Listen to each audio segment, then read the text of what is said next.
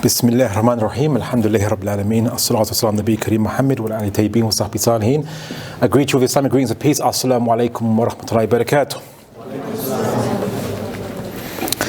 Thank you for attending, and I heard it's been quite to kind of help out Dilly, who unfortunately couldn't make it, and try to summate a lot of the stuff that was being discussed. So now, Islamophobia, we've heard of it, we've used it. Most of us, if not all of us, never really had a choice in coining the term or using that term, but now we use that term. And I'm always a bit of a pedant or a stickler for terminology, because the devil's in the detail, and always definitions always matter and count, especially in law. In theory, policy, government policy, although generally government can use very vague pejorative terms like extremism. What does that mean? By which definition? You might as well have a policy called counter-heresy, like the Counter-Heresy Commission, or the Counter Disagreeable Ideas Commission, or something. It's very vague, these vague terms. So likewise as well, we have many terms we use to describe hate or to describe intolerance, where intolerance means not just you disagree with someone, but you are motivated beyond simply disagreeing to, in essence, discriminating actively in a prejudicial manner, meaning you go against people's, let's say, the accepted rights in a particular society. You say, well, this applies to everyone, these rights, except that group. We want to subject one particular group to discriminations and so on. So I suppose we need to really start off with our terms. And one of the things that I found really fascinating was the history of Malcolm X. Right? Everyone knows Malcolm X. And there was something very fascinating. Now, he went to jail for criminal charge. And while he was in jail, he began to read a dictionary. And as he was reading a dictionary, he started to learn the definitions of things. And knowing the definitions of words allows you to differentiate concepts, because what distinguishes you from an animal is language. If you don't teach a child language, as many sociology students here? They don't study sociology? No? No? What's this university famous for in terms of its courses? Architecture. Design. Okay, so you're very kind of systems-oriented, structure-oriented kind of students. Well, that can work too, actually, because everything, language, if you follow the famous linguist Saussure, is structure, and the only disagreement being the post-structuralists, which I won't get into. But everything, if you understand the definitions of words, you understand the concepts behind them. Words just encode ideas, and ideas encode reality. Right? So if I was to say to you, if I gave you an incorrect definition, or I was to teach a kid an incorrect definition, I said to the kid, okay, a chair has 4 legs. The definition of a chair is anything with 4 legs. And then the kid sees a donkey and says, oh, that must be a chair because it also has 4 legs. Therefore, in that situation, the kid does not have a correct definition of terms. So let's look at the kind of definition of terms to know what we are dealing with or discussing with. Now, in Islam, there is a concept called of adl, or justice. And many Muslims actually don't understand themselves what the Islamic definitions of justice is, or what justice even means. Right? You maybe assume a intuitive understanding, but everyone has difference of opinion as to what justice is. Is justice that you give everybody that qualifies a certain amount of money relative to their qualifications, or is it that every human being deserves equal amounts of money because they're all equally human? With communism perhaps, or Marxism, depending on how you approach things, you have a different understanding of justice. So the Islamic concept of justice vis-a-vis to people who don't follow Islam, right, is consistency. And in fact, you could argue that that's the universal definition of justice that Islam expects all mankind to understand, whether you receive revelation or not. Whatever your principles are, whatever they are, be consistent about them. Because the difference between a munafiq, a hypocrite, and someone who is mukhlis, sincere, is they are consistent with their principles. Now, humans are generally inconsistent. Just because maybe you are inconsistent sometimes doesn't mean that you're a munafiq, a hypocrite. You can just be a sinner. But the difference between, I would say, a hypocrite and a sincere person is the sincere person acknowledges when they are being inconsistent, whereas a munafiq will justify why they're being inconsistent, called special pleading. Like, oh, this is a special case scenario. So we see the Prophet Muhammad sallallahu alaihi wasallam say to paraphrase the narration, that the previous nations were destroyed. The previous nations before the Muslims were destroyed because when a rich person committed a crime, they would forgive the rich person. And when a poor person committed a crime, they would punish the poor person. And they would make excuse, oh, this is an aristocrat, they're rich, maybe they shouldn't be punished, because, they might have some problems or something, we can forgive them. But when a poor person does it, it was, oh, you know what the rules are, you broke the rules, you're going to get punished. Now, interestingly, the Prophet Muhammad ﷺ never talked about what punishment that was. It wasn't the type of punishment that made a society destroyed, like collapsed due to its injustice. It was because it was being inconsistent. It would apply one rule to one group of people and a different rule to another group of people where there was no difference between them, apart from their wealth, which is not a basis for discriminating difference. And this really brings us now to a criteria to judge what is just and what is unjust. Now, going back to definitions of terms. What is it? Is Islamophobia itself a useful term to describe what we see in the media, what we see by, let's say, certain politicians and pundits? And of course, is there even anything like an injustice happening against Muslims, or an injustice happening against how Islam is being discussed or how it is being treated in different European governments today? And of course, not a question I'm going to add, and a question that you should ask yourselves is, has this all happened before? Not with Islam, but with other communities and religions and belief systems in the West. Have we been here before? If you're usually, many people who are young and they experience these events for the first time, and many politicians, the way they speak, if ever an event happens, they'll say, oh, this has never happened before. We're in a new situation. Tony Blair famously said, the game has changed. It's like, what? So what, terrorism didn't exist prior to 9/11? There was no terrorism that happened? I mean, massive terrorism. There's all kinds of destruction happening throughout Europe throughout the 20th century. Also, as well as bombings of civilians, whether it's done by military, of course, or by anarchist groups. There was always terrorism. Why the game has changed now, Tony Blair?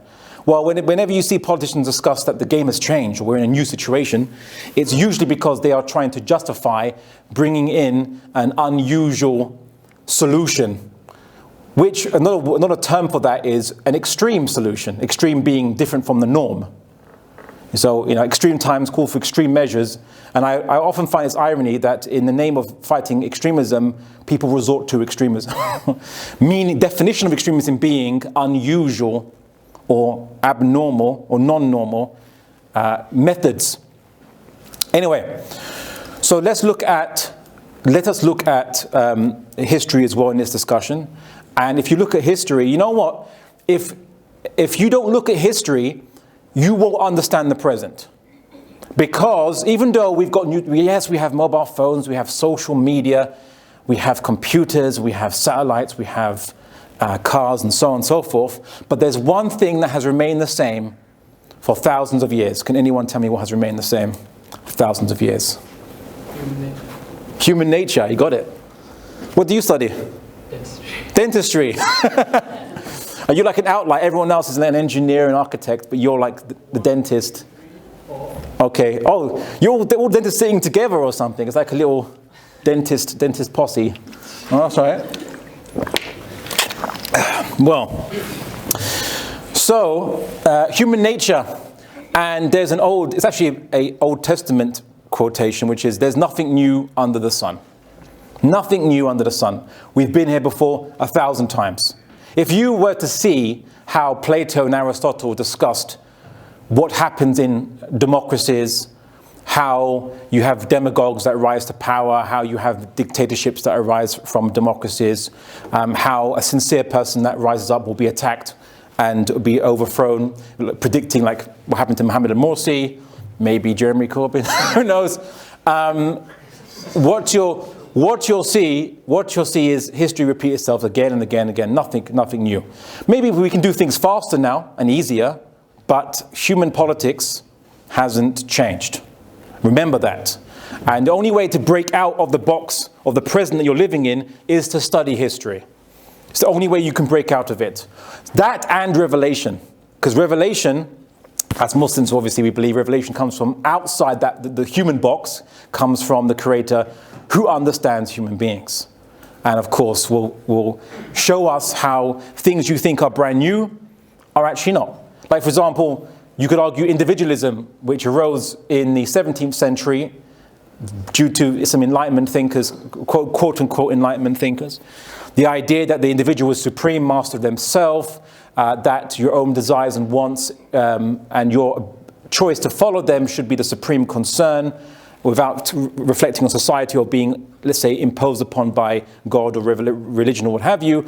It's very much almost presaged in the Quran when it says, have you not seen the one who takes his own desires as their Lord, as their master, as almost their God, basically.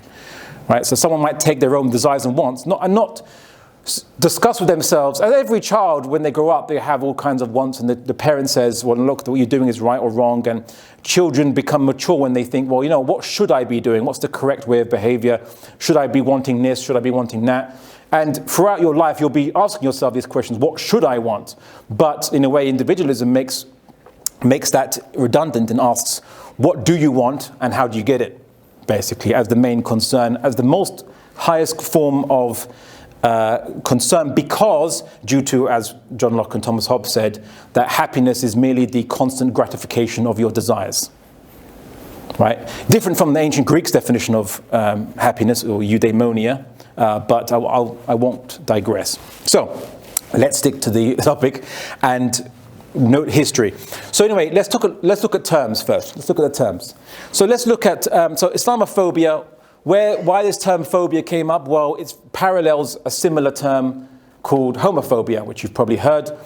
Up until about 1960s and 70s, certainly in America, same-sex attraction was considered to be a mental illness and to be treated as such.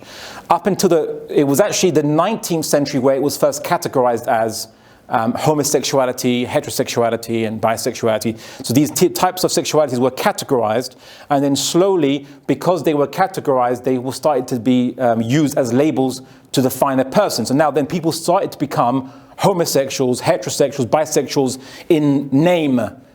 Right? Not saying that same-sex attraction started in the 19th century. No, the label heterosexual, homosexual, bisexual started in the 19th century. By Kraft von Ebing, the German sexual psychologist, and got labeled, and then people were labeled by this, and then when the labeling happened, then the discrimination began, because prior to that, I mean, sure, the Bible forbids sodomy, right? Old Testament, New Testament, the ancient Greeks, some of which people would, if they were reading what would happen in some of the practices, you say, oh, isn't that like homosexuality? But they didn't have a word homosexuality. There's no term for it. They had a word for actions. Everyone had a word for actions, but no one had a label, heterosexual, homosexual, bisexual, or what have you. These labels are a modern invention. Now, when people are now labeled, then the discrimination happened, because now suddenly you're not just an individual that has desires, you're a heterosexual, a bisexual, homosexual, and other types of sexualities started becoming a label. And then during the 20th century, the rise of identity politics, whereby your identification became politicized as part of a group, not specifically the content of that identification, but rather just merely the identification. So, for example, gender then became politicized as an identity group, a faction, if you will.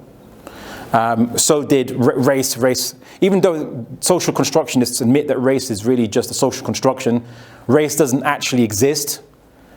I mean, yeah, sure, you have people with different melanin pigmentations and skull structures and shapes and so on and so forth. But to categorize people by race, Prior to that, people were only categorized by tribe and nation, as in tribe is in the local group of people, mainly a collection of families together who've been together for some time.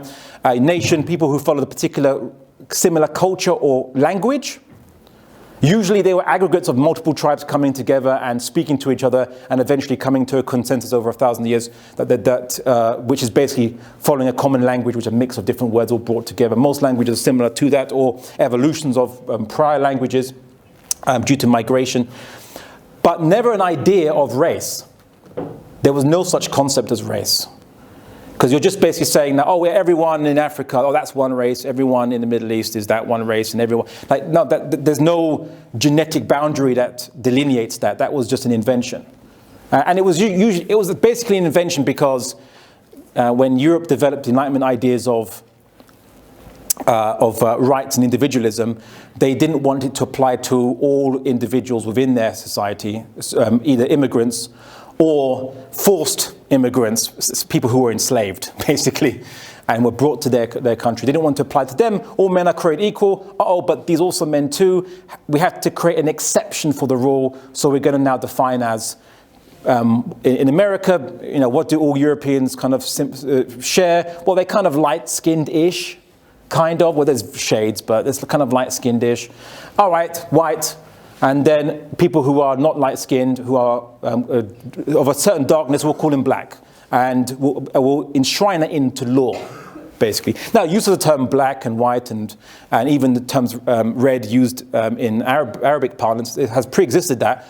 But to enshrine these terms into law, to classify peoples, that's what the Western civilization brought as a new innovation, the classification of race. Prior to that ancient world, there was no understanding of race. They knew tribe, they knew nation, they didn't know race.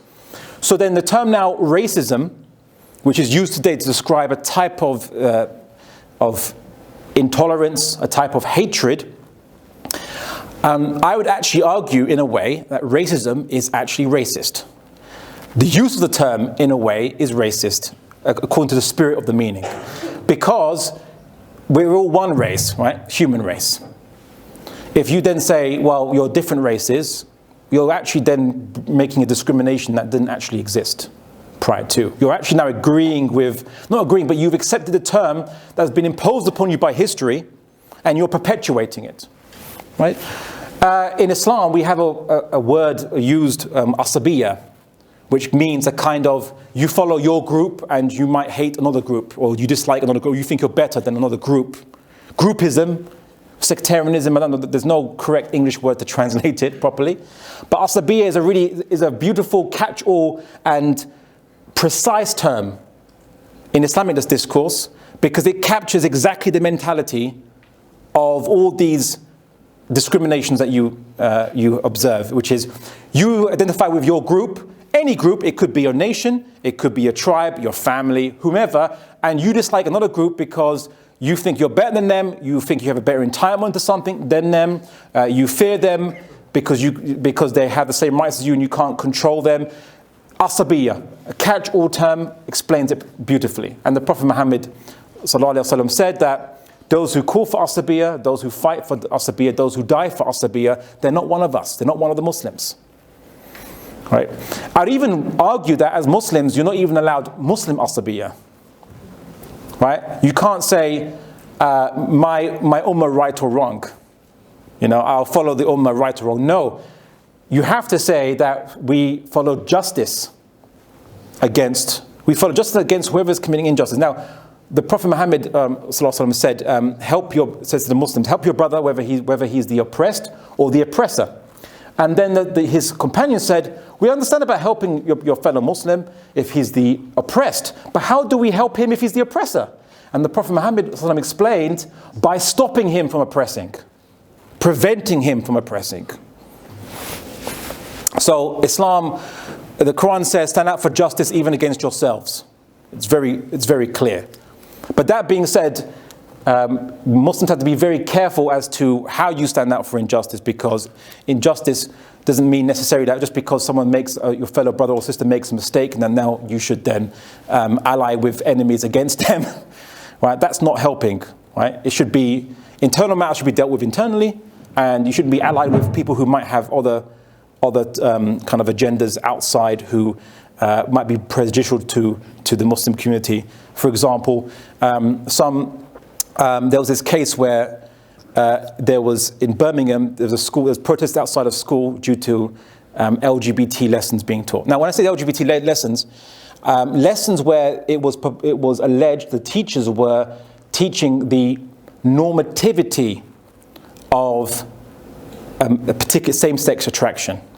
Normativity. Not that it exists, but that it is, they made a value judgment. They entered into the realm of values and said that it is an okay, it is valually or morally okay. Now, a government, and as everyone knows, governments are meant to be value neutral in how they teach kids, because we all disagree as to what value, what particular values are good and bad. They say meant to be a secular education, right? Secular, right?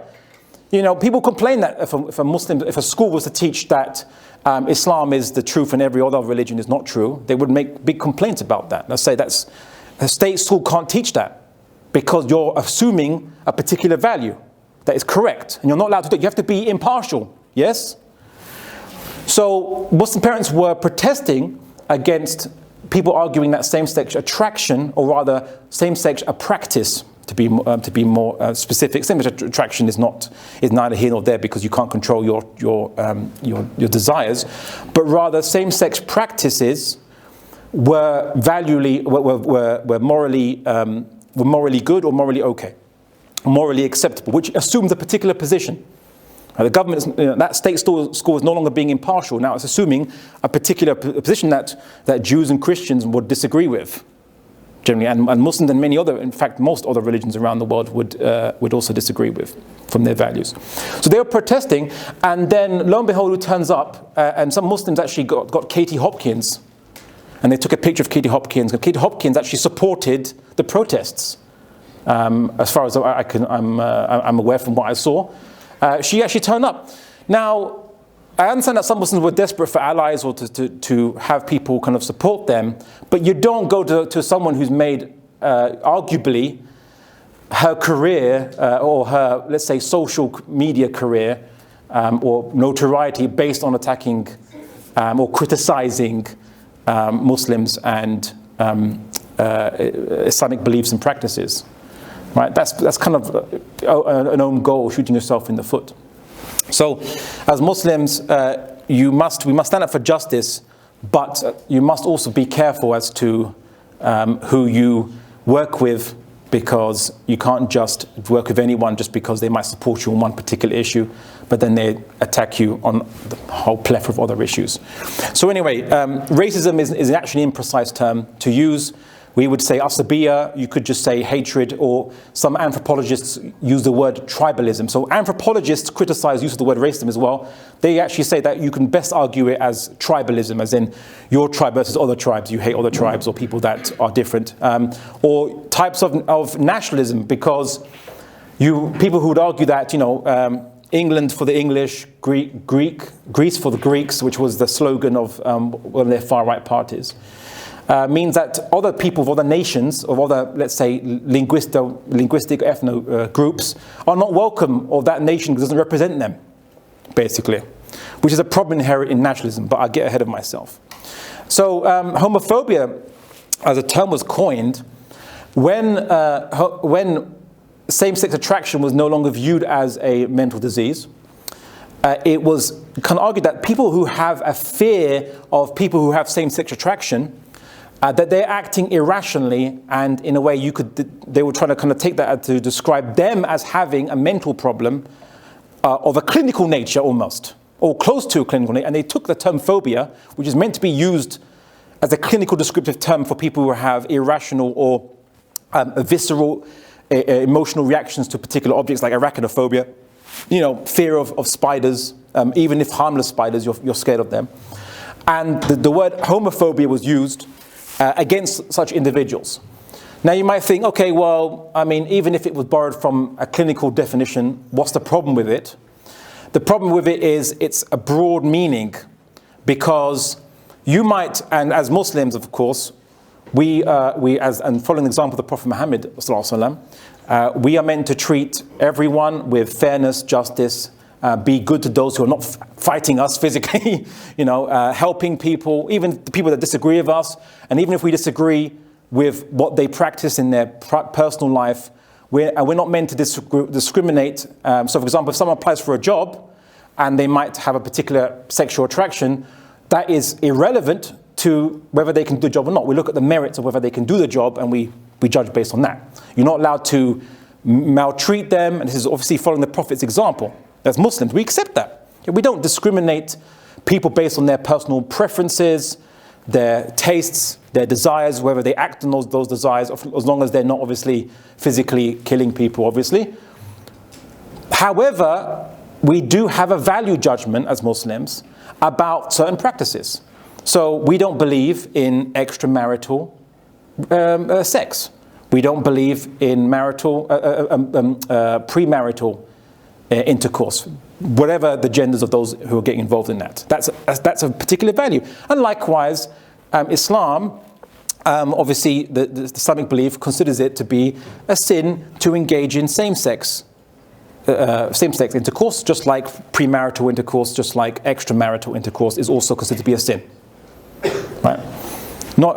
And of course, there are many things Islam considers to be a sin. Alcohol is considered to be a sin. Pork is considered to be a sin to eat and to drink alcohol. So this is the particular Islamic values.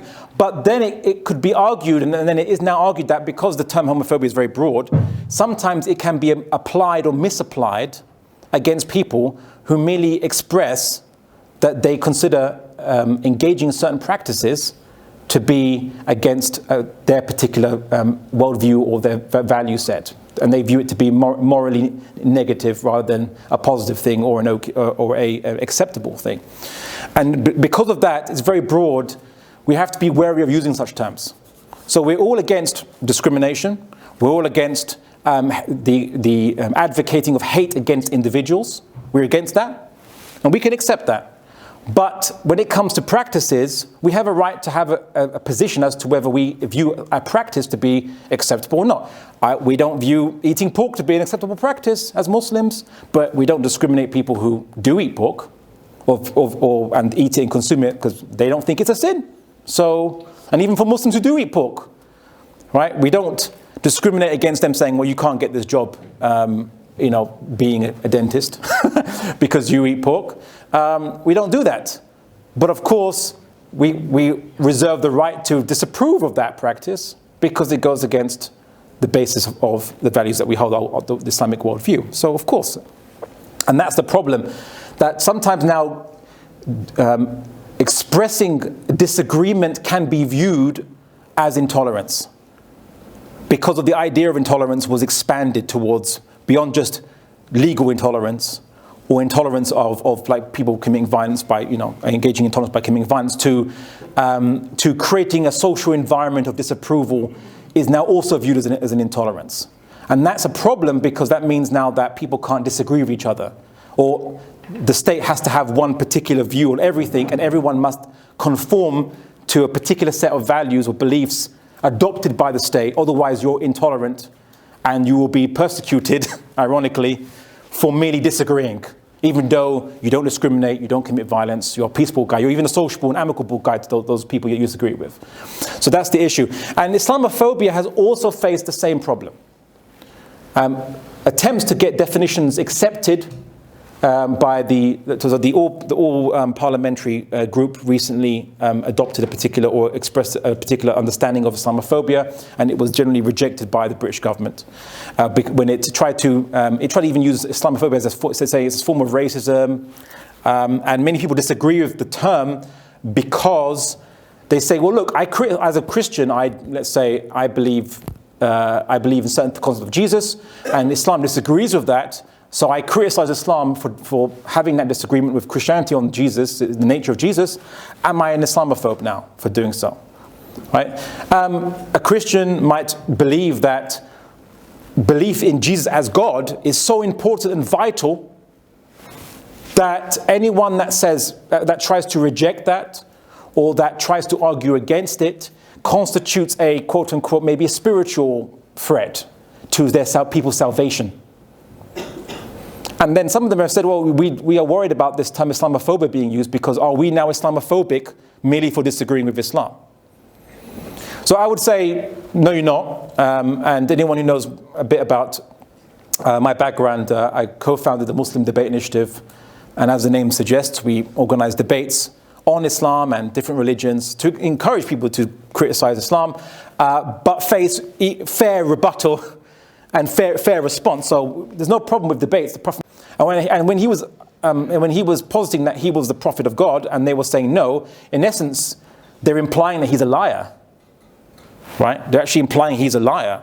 And what did he do to them? Nothing. They were given hospitality to the mosque.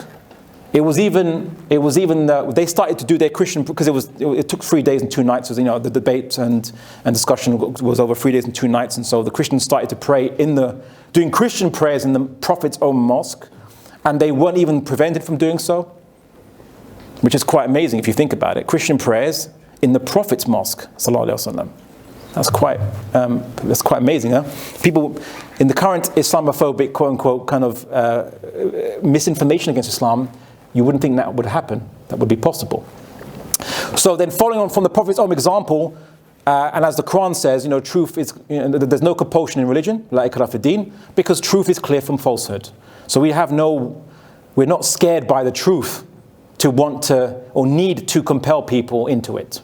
Should be clear itself, and if you are a sincere person and you want to accept it, then you're going to accept it. And if you're not a sincere person, then you can reject it. And you know what? We don't want you to accept it or pretend to be a Muslim. Better the insincere people don't embrace Islam, because by embracing it, maybe they will cause trouble.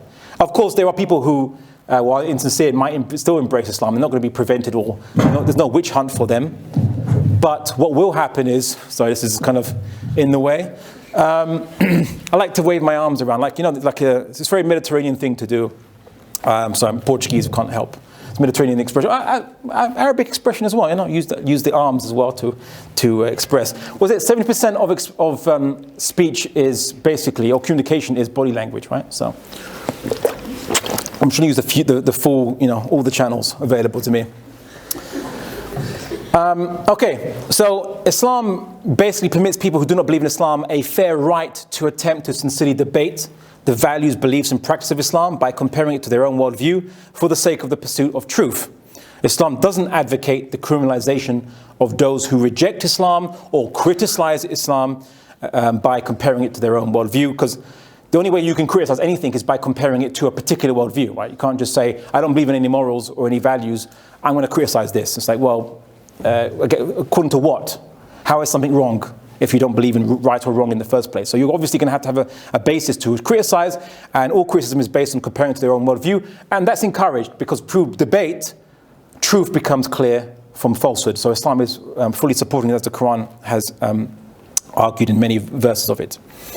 Islam permits and recognizes that mutually contradictory ideological views are always going to view each other as rivals, maybe even antagonists, and as ideological threats. So of course, a Christian who believes that Jesus is God is going to view Islam that believes that Jesus is a man and not God, but a great prophet and the Messiah, but not God. Of course, a Christian is going to naturally view that as a spiritual rival and threat to the salvation of mankind, because they would ostensibly anyway, want to save mankind by getting everyone to believe that Jesus is God and died for your sins and so on and so forth.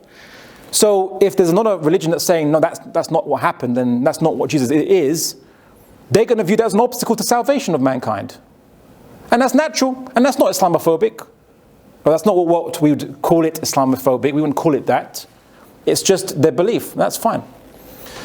So I think that as Muslims, we should maybe try to find a different, more precise term, but to kind of engage these discussions. Now, some people say, why not anti-Muslim? Well, you could use the term anti-Muslim. Say someone who's being anti-Muslim. But here's the problem, and this comes about from the age of identity groups that we live in. Because in identity politics, an identity is just a label that you can choose for yourself. And after postmodernism, it is assumed that because your desires are the most sovereign and masters of the universe, your desires should be obeyed, limited up by the equal desires of someone else, that if you choose to label yourself anything, you have a right to that label. Right? That's the current kind of view in postmodernist discourse. Conservatives don't agree with that, by the way, but in progressive and social liberal discourses, as well as neo-Marxist discourses, the idea of labeling yourself by many is viewed as a right. You can label yourself whatever you want. You want to call yourself a woman, a man. You want to call yourself a transhuman, so you're not like you can call yourself an alien or even something else. It should be theoretically your right to do so. And generally speaking, like, no one really should be concerned about that, except they'll say that if you don't accept that person's label, you're being intolerant of them. Now, your right to label yourself as you wish should not go beyond yourself, right? That you can't force other people to accept the label that you choose to define yourself as. But here's the thing now. Muslim is now being viewed as another label, just a label, without any content. So that if someone calls himself a Muslim, it doesn't matter what they believe. That's being touted, of course. Well, except if they're terrorists, right? Because then people say that terrorists, they're not really Muslim. And now, as Muslims, we say that people who commit Muslim quote-unquote terrorists, they are very criminal and very sinful Muslims.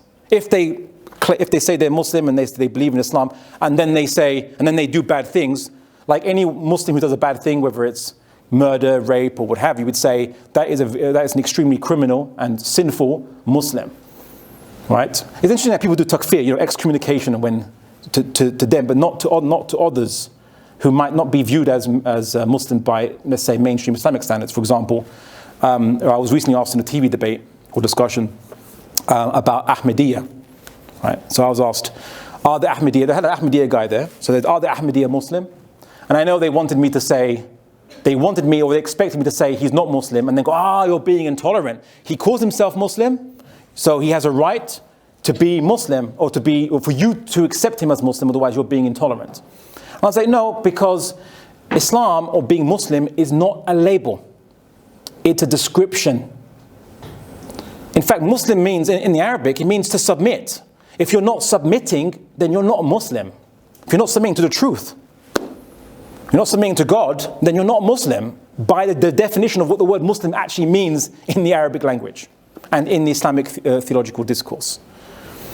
So, I once saw this on this a documentary on the EDL march. Okay, yeah, on the EDL march. They had this guy called Abdul, right, that was in amongst the EDL. And he's like, EDL aren't anti-Muslim, I'm Muslim. And like, you believe in Islam? Like, no, I don't believe in God or Muhammad, but I'm Muslim. I call myself Muslim, I'm Muslim. If you don't believe in God or the Prophet Muhammad, then you can't be Muslim by definition. But because it's all become a label, and then of course the EDL used Abdul to say, look, we're not anti-Muslim. Abdul's a good Muslim. The implication is, you're a good Muslim if you don't believe in Islam. You just call yourself a Muslim, right? And I'd wager it isn't only the EDL that have that approach, which we'll discuss shortly. So, in that TV show was The Big Questions, by the way. You can see it online. I was asked about that, and I kind of, in a way, turned it against the kind of was Nicky Campbell asking me this question. Nicky Campbell, he's not my number one fan, let's just say, and you can tell if you've seen the program. But he asked it, and I just said, look, according to the Ahmadiyyas, they're basically, to Islam, they're like the Mormons of Christianity. Most Christians would not consider Mormons to be Christian. Mormons believe in a new prophet called Joseph Smith, who was in America, and he believes that there was a new Testament after the New Testament. So there's new ideas, new beliefs coming in with a new prophet, which Christians don't accept. So if Christians have a right to consider Mormonism not Christian, then why don't Muslims have a right to consider Ahmadiyya, who believe in a new prophet with new teachings, equally so? But I kind of turned it around and saying, well, actually, technically speaking, the real question is, do Ahmadiyya consider us to be Muslim? Because if you don't accept a new prophet, if you don't accept a prophet of God, then you're not, according to Islamic belief, you're not Muslim. So when they believe in Mirza Ghulam Ahmad, and we reject Mirza Ghulam Ahmad, we don't believe he's a prophet, then do they actually believe that we're Muslim? And of course, I had quotations from Mirza Ghulam Ahmad of him describing those who reject him as being, with the Arabic word, kuffar, rejectors. So are they not intolerant too then?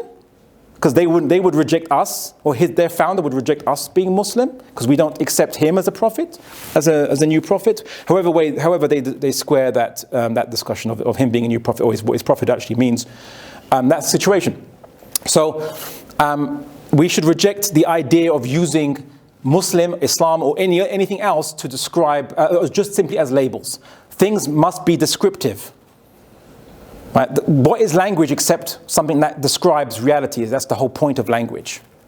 It's meant to describe reality. And you might think, oh, but Abdullah, what about unicorns? Do unicorns have an existence? Well, no. The word unicorn describes the reality of a fictional creature called a unicorn that has a particular form, usually associated with a horn on a horse's head. That's the imagined form exists, as in pictures and in imagination. That exists, but obviously the creature itself does not have physical reality. That's what we mean by so. Just in case there's any kind of smart Alex here who study architecture and engineering and go, wait a second, Abdullah, I might study something unrelated to language, but I know this.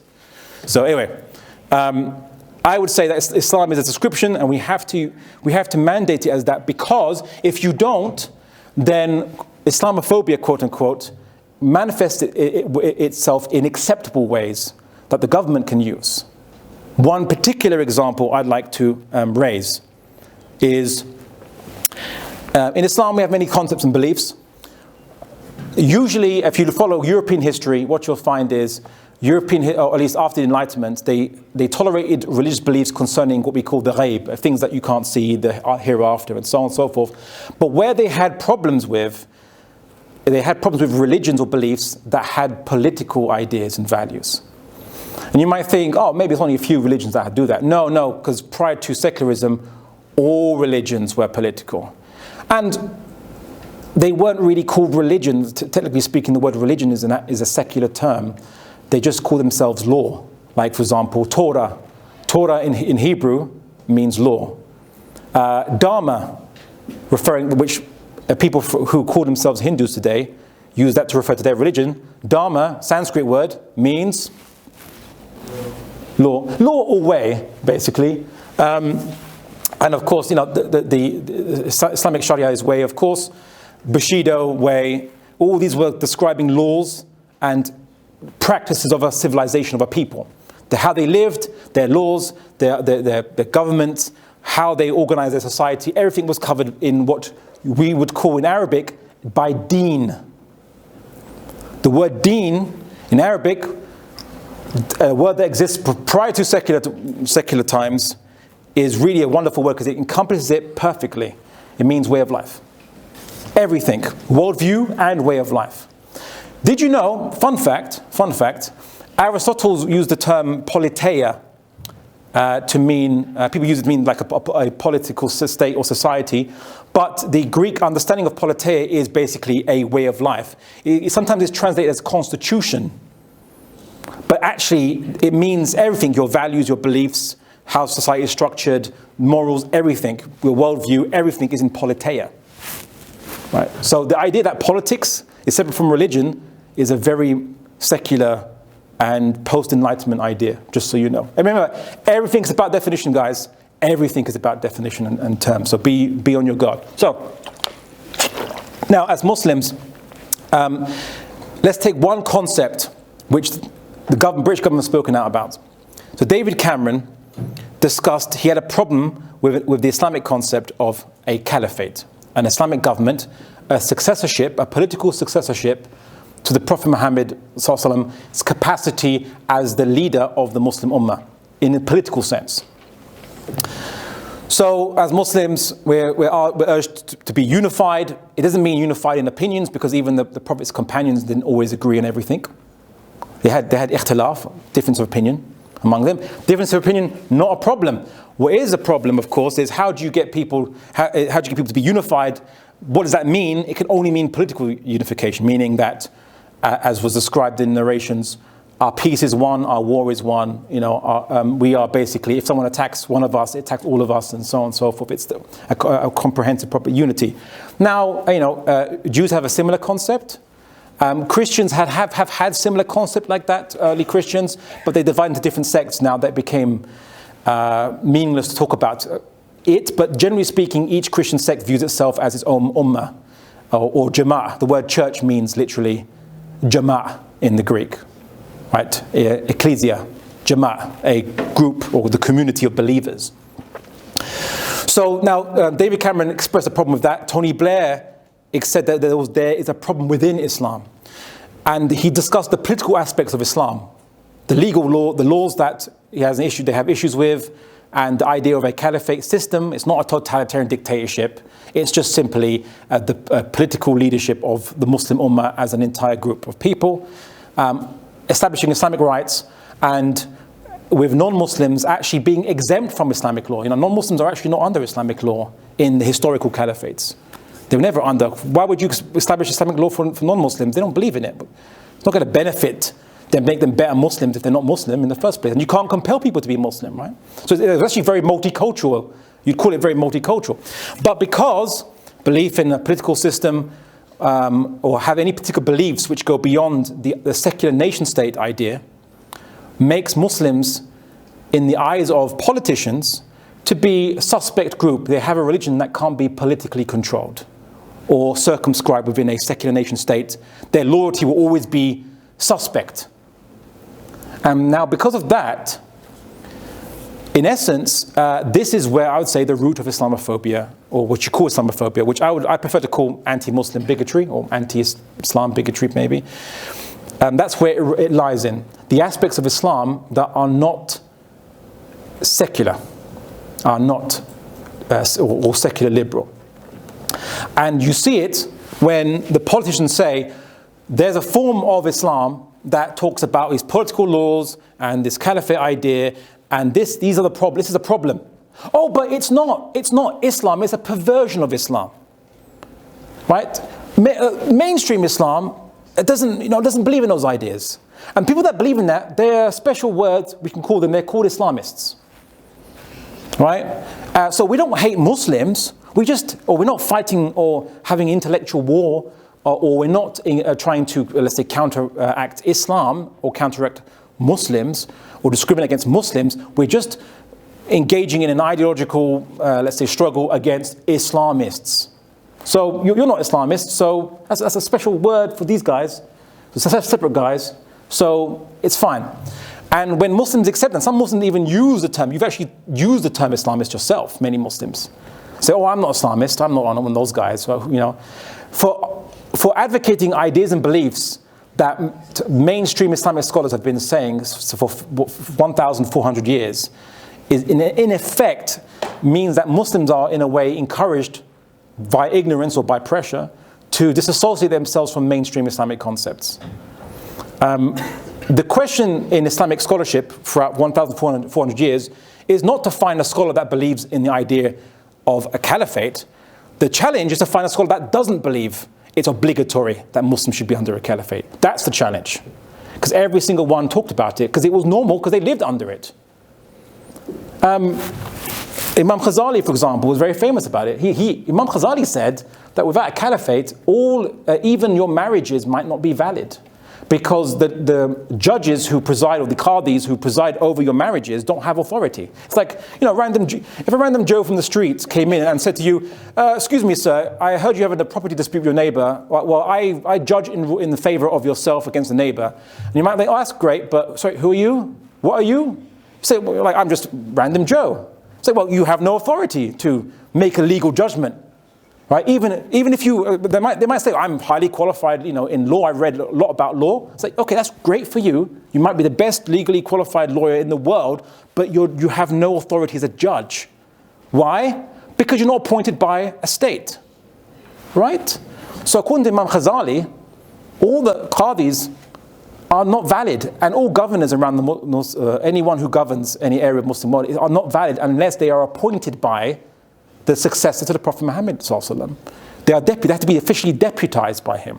And it's not Ghazali's individual opinion. For 1,300 years, all Muslim sultans, muluk and others, kings and whatever, not technically kings, but just rulers, they had to get investiture or permission or deputizing from the caliph of Islam, whether it was the Umayyads, Abbasids, then later on became the Ottomans. And even before the Ottomans became or took the caliphate, their Sultan Murad, before he became caliph, before his successor became caliph, he himself sought being deputized as an official ruler from the Abbasid caliph in Cairo. That was after the Mongol destruction of Baghdad. Right? This is taken to be mainstream Islam. Mainstream idea. In fact, the only people who ever disputed the idea of caliphate was a particular branch of the Khawarij. They said that you don't need a caliphate to basically implement Islamic law. Anyone can implement Islamic law. You can do it, you can take it in your own hands as vigilantes. In essence, they were anarchists, the Najdi Khawarij. The other Khawarij believed in caliphate. They just believed that if a caliph does any kind of a sin or mistake, he's no longer valid as a caliph. Which meant that they were going to basically go against everyone, basically. And there was one Mu'tazilite guy called Ibn Qaysan, who was labeled by the majority of classical scholars as being, as his name was Al-Assam, meaning the blind. It was a kind of an unfair label. They labeled him in that kind of way because he believed that caliphate is only conditional if you can establish an Islamic system and law without government, then you don't need a caliphate. But if you can't do that, then caliphate is obligatory. So again, he was a conditional anarchist. He said that, okay, a caliphate is obligatory only if you can't do it with anarchy. Only if you can't establish civilization with anarchy. Right? So that was one Mu'tazilite kind of guy. Now, Muslims today, whenever we hear the word caliphate, we're like, oh no, is this extremism? What is this? Like, we've been told. Because like Tony Blair and David Cameron, these two top ulama of Islam, top scholars, to Islam, they've expressed reservations about this idea. They say it's extremism. So as Muslims, do we accept these ideas? And it's like, look, I say to you this: don't take it from me, who they too would probably label unfavorably. Just go to your own any classical scholar, anyone, and read it for yourself. These ideas on those ideas, read it for yourself. But here's the problem: is that the labeling of Muslims who believe in mainstream concept ideas as being using pejoratives, extremist. They might as well use the word heretic for that. That's what extremist means. It's the modern word for heretic, for heresy. You're a heretic. Heretic means you go against the majority position. But aren't we meant to live in a society whereby you can have minority opinions? Do we have to conform to majority opinion? And here's the thing. What you'll find is some Muslims are sometimes targeted as extremists for holding opinions that if a conservative Christian followed it, a right-wing Christian followed it, they wouldn't deem that person extreme. They could deem that person to be traditionalist, traditional values. I mean, Katie Hopkins literally turned up to these protests in Birmingham, and no one labeled her from the right-wing media. No one attacked her from the right-wing media as, oh, Katie Hopkins is an extremist now because she's protesting. No, because she's right-wing like them. She's a conservative. She's from that madhab of the Western Enlightenment, which is the idea of preservation of social institutions from the past as a means of allowing and creating stability for the future. That's the conservative aqidah there and then. And this is the situation that we find ourselves that anti-Muslim discrimination might occur even if we share similar beliefs. In fact, I'd argue that there's nothing in Islam that you couldn't find somewhere else in Judaism or Christianity for the most part. In fact, I like to have fun on Twitter when I have these Christian, from the United States, there's these kind of Southern Baptist, very intolerant guys who are following the Christian faith. They don't represent Christians, of course, and they like to say, oh, in Islam you believe this, in Islam you believe in polygamy, this is like what have you. And I say, okay, tell me where in the Bible polygamy is prohibited. Tell me, guide me, save me then. Tell me where polygamy is prohibited then. Can't. Why? Because the prophets in the Old Testament practiced polygamy. And Christians were not told to stop it.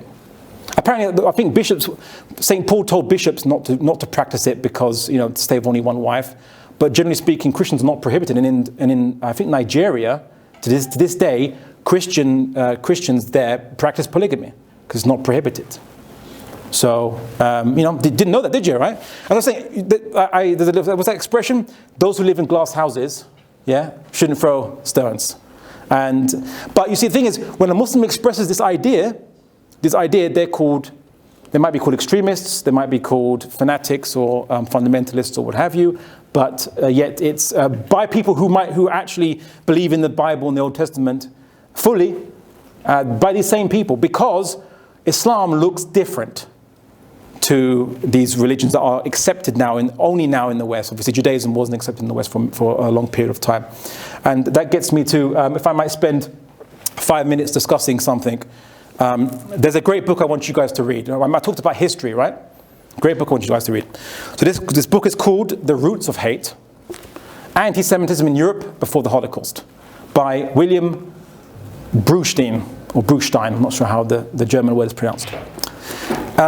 It's very fascinating because he discusses anti-Semitism that occurred in Europe, not just Germany, we're talking France, England, and also in the United States of America, in the newspapers, how they would portray Jews and Judaism.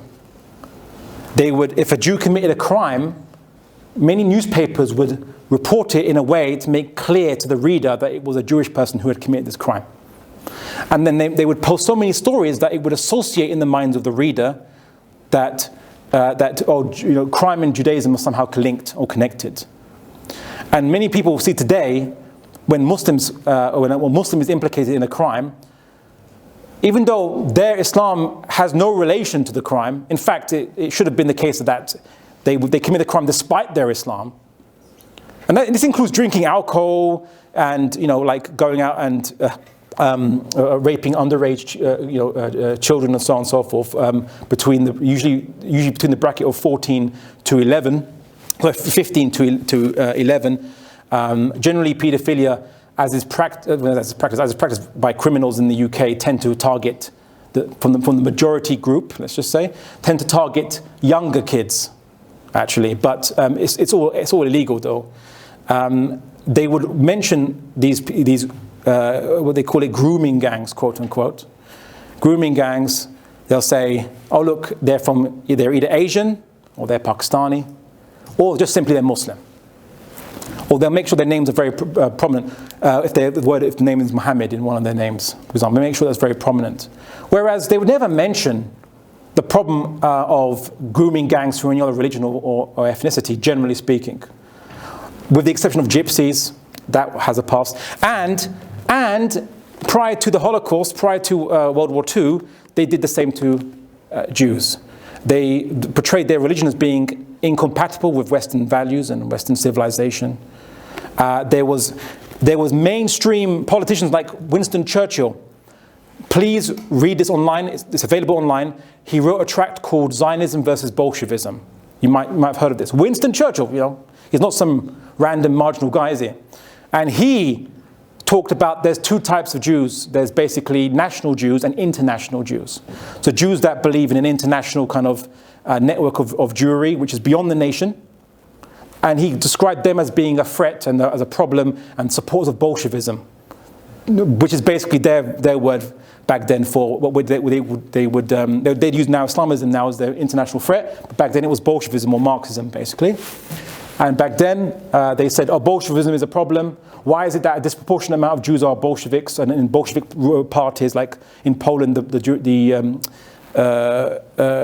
Jewish members comprised about 50% of the Communist Party in Poland. And they, look, why are Jews supporting these things? And why Jews are involved in this stuff? And it incited hatred against Jews and fear against Judaism. They were arguing that they were trying to undermine Western civilization, or that they're not loyal to their country, that they follow values that are not following the values of the nation that they live in. All things that we've heard before. And this is what this guy taught. All I've just mentioned is actually mentioned by this guy. He gives loads of examples. He also cited, it was very interesting, that the Daily Mail according to one study he did, the Daily Mail produced more works which are arguably possibly anti-Semitic, or where either Jews were associated with political problems or are blamed for political problems or associated with the Marxist left. They produced more articles of that nature than the leading newspaper in Germany between the years of 1899 to 1939 up until World War II. The Daily Mail beat the leading German newspaper in articles that produced that, right? Daily Mail's had a bit of a history. It seems like it's still continuing a history, but with new targets. And prior to Jews, it was Catholics in Protestant countries. Up until the 19th century, Catholics were required to give oaths of loyalty to the state. They were distrusted, in no way represent the true spirit of Islam. We cannot ignore the fact that they attempt to justify their views and actions through Islamic scripture and theology. Globally, it is a challenge for all of Islam that a perverted, illiberal, and hostile interpretation of their religion has been allowed to grow. What, so Islam was always liberal? So in the history of liberalism, does liberalism begin with the Prophet Muhammad, not with John Locke? So anyway, I continue. It is a problem that so many see the West as an oppressor and buy into the grievances, if not necessarily the violence. And it is a worry for the world that some feel allegiance only to a religious brotherhood instead to their fellow citizens in nation states. So David Cameron said. Now, with all this rhetoric, what do you think the average individual on the street is going to think about Muslims? Or Muslims, sure, most Muslims aren't Islamist or they're not extremists, but they harbor them. They harbor Islamists or extremists, or aspects or extremism or Islamism has some connection to Islam. And what do we hear now the far right argue? Well, the quote unquote the far right. So arguably how you measure them on the scale is a different discussion, but let's just call it the far right for the sake of convenience. What do they argue? They say that all these concepts that the British government are criticizing as Islamist extremist, when they open up the Quran and the books of Hadith, they see these concepts to be mainstream Islam, that have been there from the time of the Prophet Muhammad. So, extremists believe that the punishment for committing theft is X, Y, and Z, and this is extremism.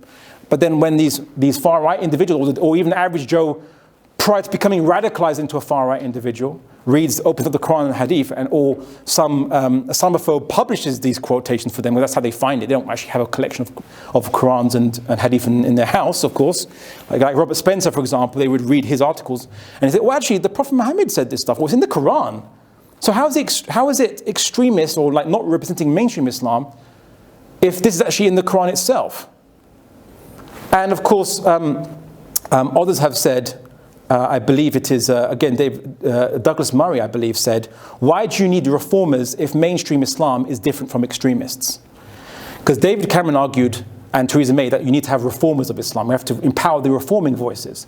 And then Douglas Murray, a neoconservative, said, why do you need reformers if mainstream Islam is different from extremism? All this feeds in the idea that actually Islam itself, or mainstream Islam, or original Islam, is the extremism. But the politicians don't want to admit it for politically expedient purposes. And because there has not been any teaching of the masses that, you know what, look, every religion has beliefs which are not in conformance with post-Enlightenment secular and social liberalism. So how about we just acknowledge that and move past it, and if as long as we don't kill each other and fight each other, we can just live and believe what we want to believe and express what we want to express, regardless of whether it goes against national values, quote unquote, whatever those might be, or what have you. No, that's not taught to the people. What is taught to the people is that the need for muscular liberalism, and that if you don't subscribe to the values of the country, you don't belong here, which is what David Cameron said in his Munich speech. Does that, do you think, promote Islamophobia, or does it combat Islamophobia? I don't think it combats it. I don't think it reduces it. And I think finally, the media also play into this. As noted by Brustein, whenever immigration and changing demographics, as well as economic decline and things, all this fed into creating the circumstances, a perfect storm for anti-Semitism to rise in the West. But what we're seeing is that fundamentally at the root of the distrust of quote-unquote immigrants or immigrant religions, which Islam is associated to, is the idea of the nation state. And you might think, what do you mean nation state? How is that? That's like a central idea in the current, obviously the Western world and the world generally. How is that a problem? Well, you see, the thing is this, a nation state is a state that represents, since the French Revolution, the idea that the state represents the national will, the will of what nation? Of the main ethno-linguistic group. But what if there are other groups that don't follow, are not from the same ethnicity and not from the same language group? Are they represented by the state? And they'll say, well, yeah, the state can represent them. But then it becomes a clash as to, well, then which nation then becomes represented by the nation state? And then usually what happens is the majority group will then suppress or kind of dominate the minority group in nation-state politics. And anywhere you have a nation-state with multiple nations, quote-unquote, you have conflict. And there are various degrees in the current world. You could take innocuous examples. Canada. When I went to Canada, I spoke to a Trump supporter. I was on the plane, and this guy next to me was a Trump supporter. And I was like, I was just talking to him, and I was just like, oh, you support Trump? And he's like, yeah. And because I didn't immediately attack him, he's like, oh, it was so great just to be able to admit that, because even my wife hates Trump, and I can't admit it in public now, but I'm so great, I'm happy I can say this in front of you.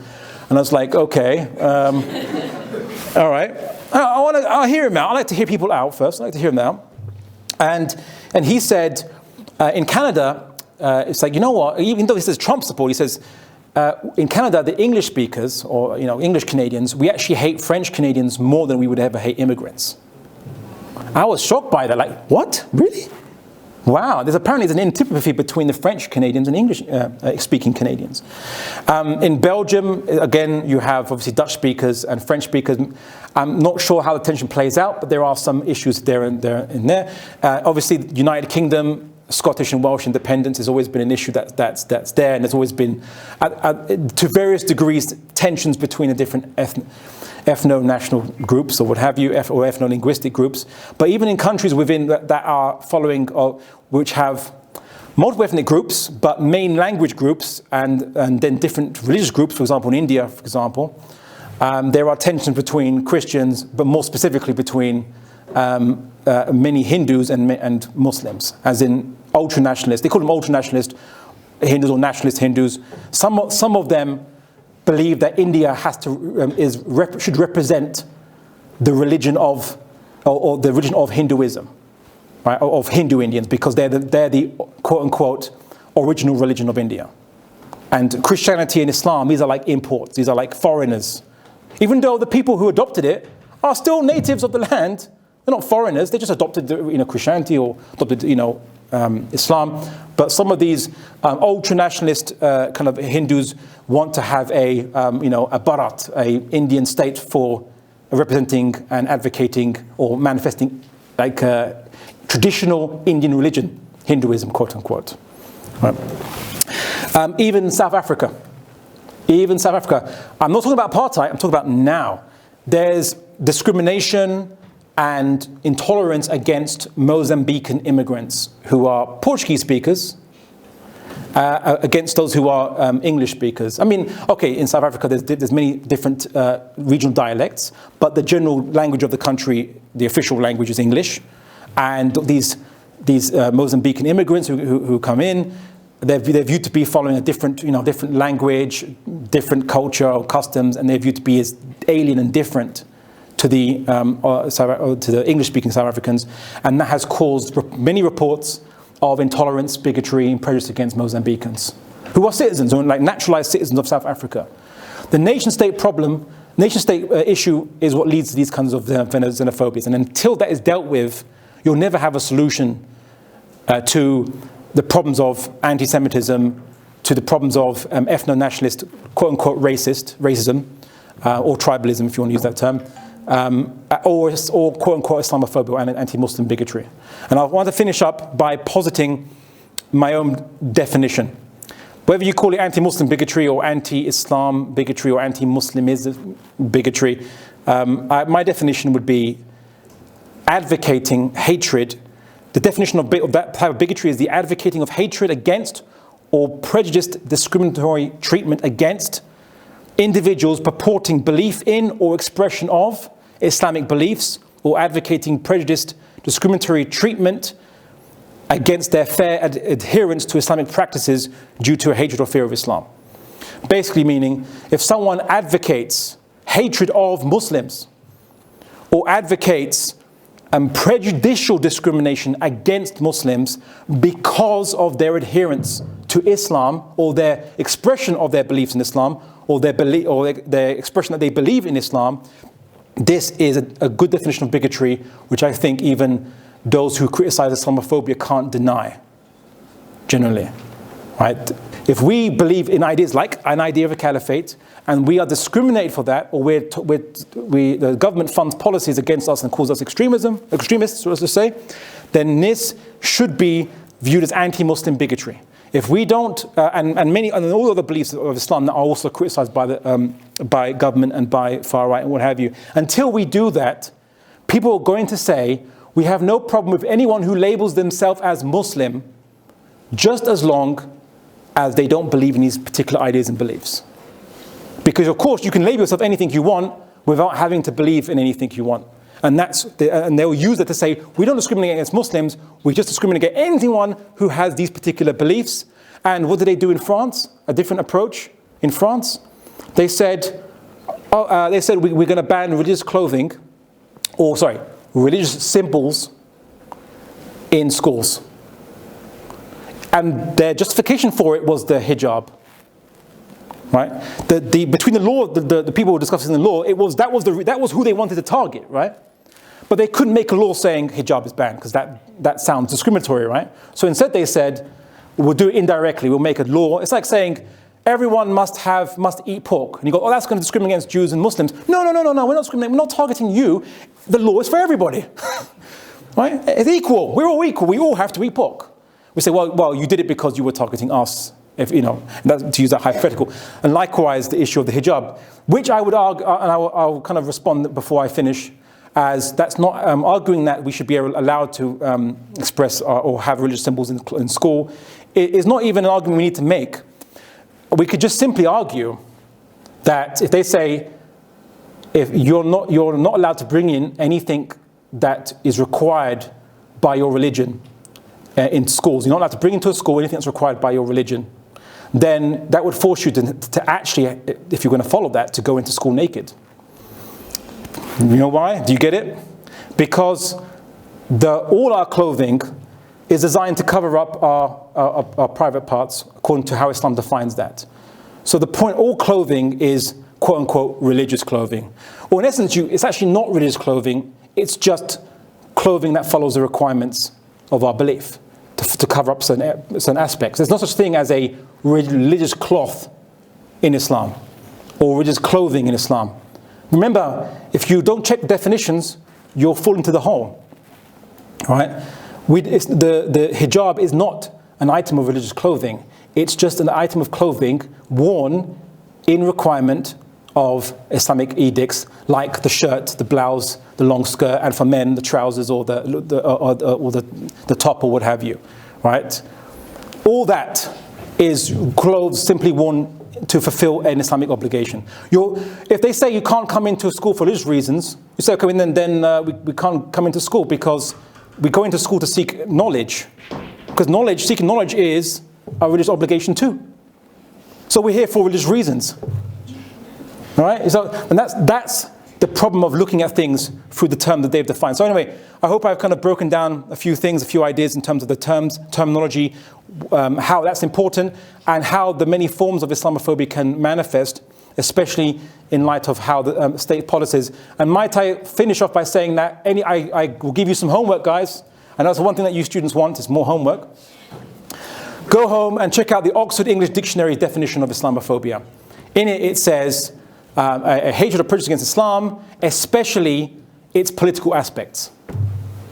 That's also, I was surprised by that definition. So anyway, Jazakallah for listening, and I look forward to your questions.